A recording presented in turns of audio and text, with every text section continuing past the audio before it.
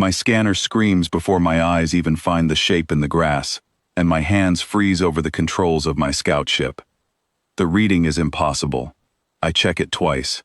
A void stalker, the same creature that wiped out 3 of our outposts, is sitting less than 200 meters from a human farmhouse, and it is not attacking. It is not moving at all. It is just sitting there, like it belongs. My name is Kesrit Val, and I have hunted these creatures across a dozen worlds. I know their sound before they strike. I know the silence that comes right before a colony goes dark forever. Every instinct in my body tells me to turn my ship around and leave this place before the beast notices me. But I do not leave. I need to know why a human farm is still standing next to something that should have ended it days ago. I bring my ship down behind a low hill, cloaked, engines barely humming. Through the viewport, I see fields of tall green crops swaying in the wind, a wooden fence, a barn with a red roof, and smoke rising from a small chimney. It looks like the calmest place in the galaxy, and 40 meters from the porch, the void stalker lies stretched out in the sun like it has nowhere else to be. I have seen what these creatures do to armed patrol ships. I have seen the aftermath of what they leave behind. My hands shake as I open a private channel to record everything, because no one back home will believe this without proof. Then the door of the farmhouse opens, and a man walks out. He is tall, with rough hands and sun-worn skin, wearing a simple brown jacket. He carries a metal bucket, and he walks straight toward the creature without any weapon, without any fear, like he is walking toward a fence post. I want to scream a warning through my translator, but my voice catches in my throat.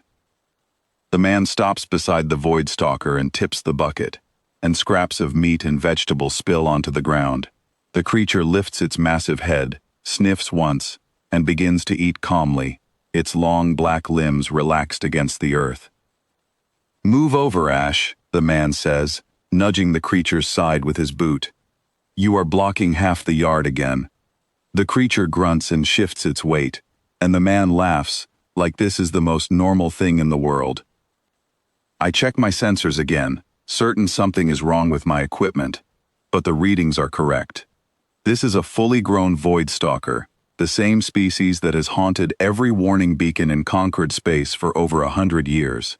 And it just moved out of a human's way because he asked it to. I decide I need to speak with him, even if it costs me my life.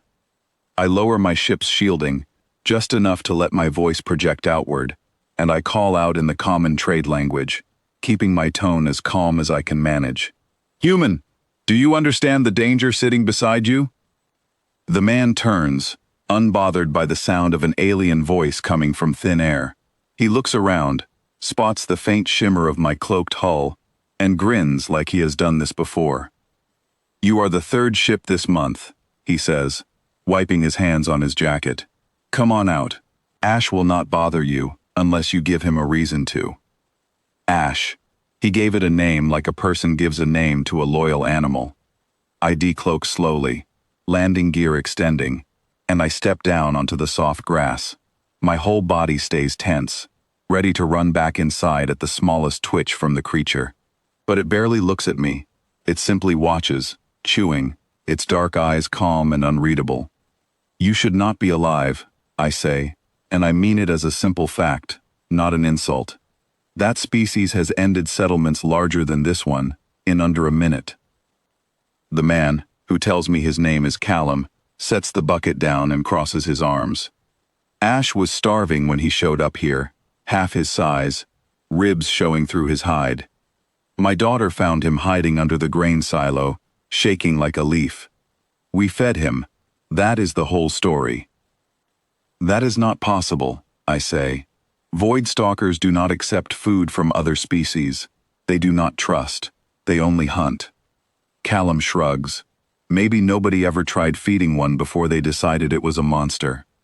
I have no answer for that, because he is right. Every record in Concord history describes these creatures as fully grown killers, discovered mid-hunt, already violent, already a threat. No one ever documented one as a lost, starving creature that could be shown kindness. I ask him how long Ash has lived here, and he tells me almost 2 years. I ask if it has ever caused harm to his family, and he shakes his head firmly. He guards the house better than any fence I have ever built, Callum says. He knows my kids by scent. He knows my wife's footsteps from a stranger's. He has never once turned on us. As if to prove the point, a young girl comes running out from the barn, maybe 10 years old, laughing, chasing a small dog around the yard. She runs straight past Ash without a second glance, and the creature simply lifts its head to watch her pass, then lowers it again, calm as still water. I feel something shift inside my chest, a mixture of disbelief and something close to shame. My entire species has spent generations preparing weapons against something that, here, lies in the sun like an old dog waiting for its next meal. I ask Callum if I can record readings from the creature, purely for research, and he agrees without hesitation, which surprises me even more than anything else that has happened today. While I work, I notice something odd in the distance, a faint dust trail rising along the dirt road leading to the farm. Callum notices it too, and his easy expression tightens just slightly. "Company," he mutters, glancing at his daughter. "Inside, sweetheart, now." The girl runs for the house without argument, like she has done this before. Ash rises to his feet in one smooth motion, and for the first time, I understand exactly how large this creature truly is. Standing, it towers over both of us, its shoulders wide enough to block the doorway behind it. 3 vehicles roll up the dirt road, old and battered, carrying men I recognize instantly by their markings.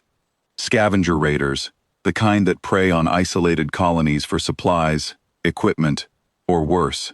I have encountered their kind before on other worlds, and none of those encounters ended well for the settlers. Callum does not reach for a weapon. He does not even raise his voice. He simply looks at Ash and says one quiet word. "Guard."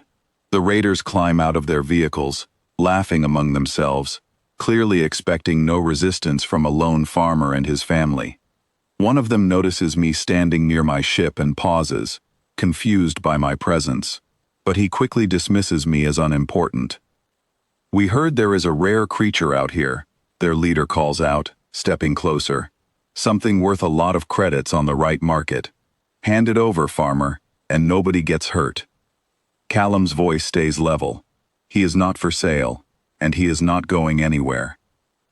The leader laughs, waving his men forward. That is the last relaxed moment any of them experience.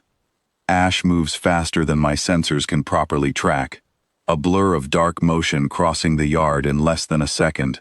I hear startled shouts, the clatter of dropped equipment, and then silence falls over the yard so suddenly, it feels like the whole world has gone still. I do not look away, but I also do not describe every detail, because some things do not need retelling.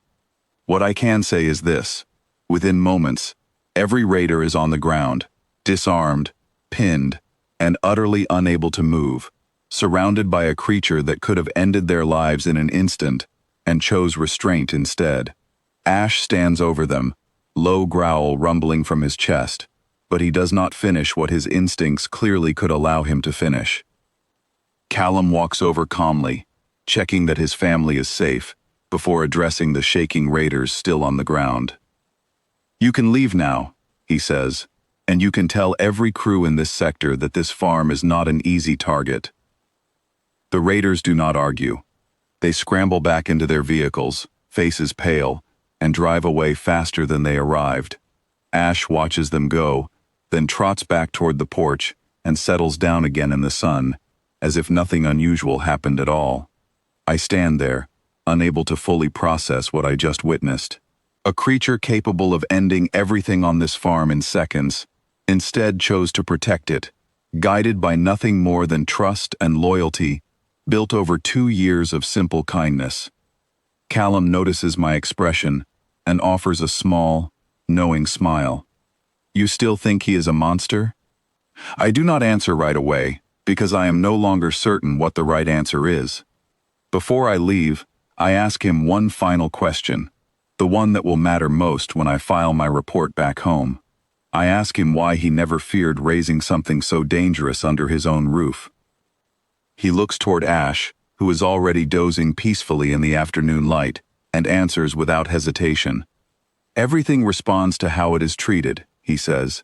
Fear him, and maybe you get a monster. Feed him, protect him, treat him like family, and you get exactly what you see now.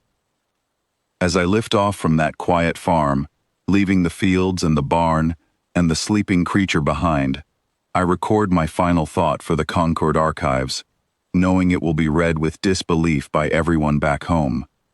We spent generations building weapons against a nightmare we never fully understood.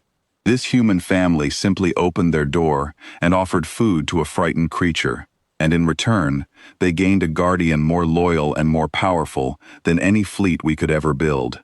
Perhaps the greatest weapon humanity has ever discovered is not a weapon at all.